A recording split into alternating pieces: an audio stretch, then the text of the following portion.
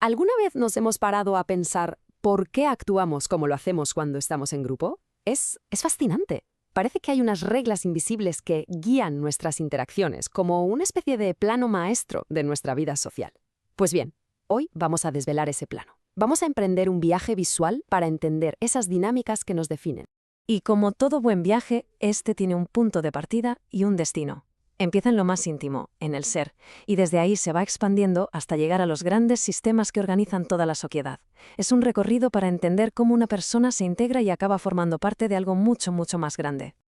Y aquí lo tenemos. Este es nuestro mapa para el recorrido de hoy.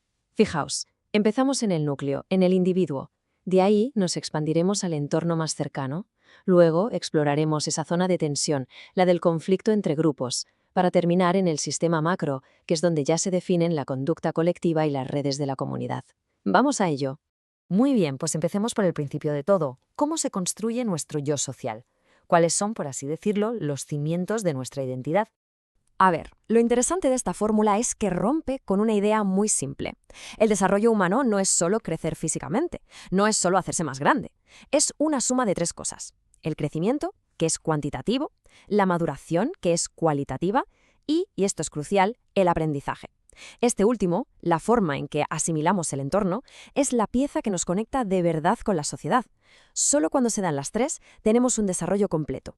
Y aquí está la palabra clave de todo esto: socialización.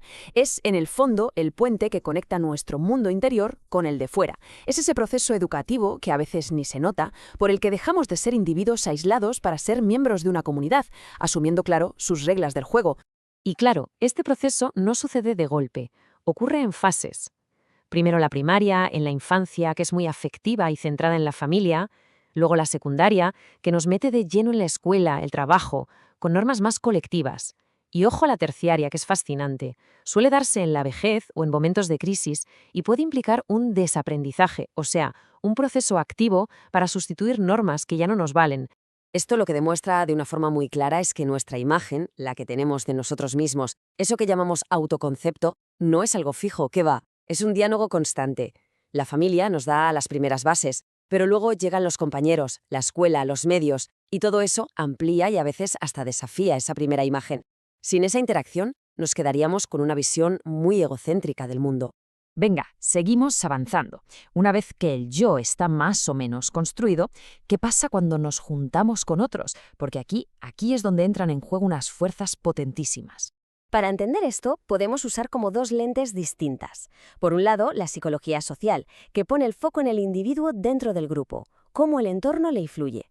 Y por otro, la sociología, que lo que hace es alejar el zoom para ver el sistema completo, las estructuras, las organizaciones, todo lo que nos moldea como colectivo. Y es que en un grupo la conducta de una persona se transforma.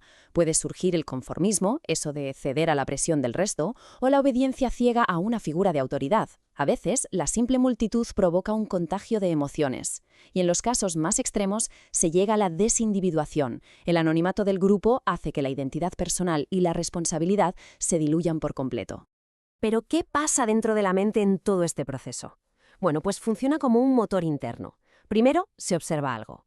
Luego se le atribuye una causa, ya sea por cómo es la persona o por la situación. A partir de ahí se forma una actitud y finalmente se actúa. Lo curioso es que si la acción va en contra de las creencias, se produce lo que se llama disonancia cognitiva y la mente se pone a trabajar a toda máquina para recuperar la coherencia. El problema es que este motor interno, a veces, para ir más rápido, toma atajos. Y esos atajos mentales nos pueden llevar por un camino bastante problemático. Una cadena que empieza, casi siempre, con una simple etiqueta. Todo empieza aquí, con los estereotipos.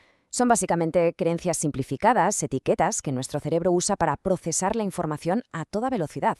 Ojo, no nacemos con ellos, se aprenden. Y lo que hacen es dividir el mundo en un nosotros y un ellos. Y al hacer eso, se borra de un plumazo la singularidad de cada persona, reduciéndola a una simple categoría.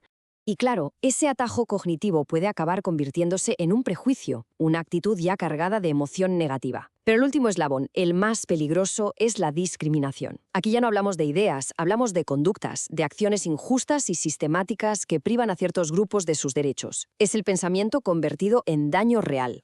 Bueno, ya hemos visto cómo se forma el individuo y los peligros que tiene el grupo, pero la cosa no acaba ahí.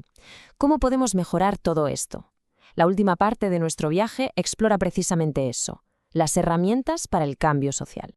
El cambio social muchas veces empieza de forma espontánea, como una conducta colectiva, donde las normas de siempre de repente pierden fuerza. Pero la clave de verdad está en cuando esa energía se organiza. Ahí es cuando se convierte en un movimiento social, un esfuerzo colectivo y coordinado para generar un cambio real y que dure.